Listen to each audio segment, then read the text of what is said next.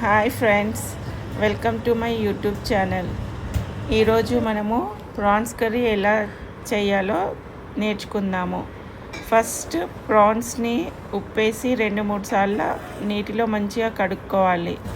తర్వాత పసుపు ఉప్పేసి ప్రాన్స్ని కొంచెం సేపు ఉడకబెట్టాలి.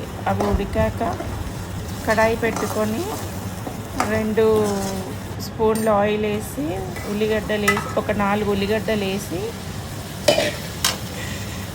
మంచిగా వేగించుకోవాలి. అవి వేగాక కొంచెం పసుపు, 2 స్పూన్ల కారము, కొంచెం గరం మసాలా, ఒక 1/2 టేబుల్ స్పూన్ ధనియాల పొడి వేసుకొని ప్రాన్స్ వేసుకొని కలుపుకోవాలి. అవి కొంచెం సేపు మగ్గాక ఉప్పు వేసి ఒక గ్లాస్ వాటర్ వేయాలి.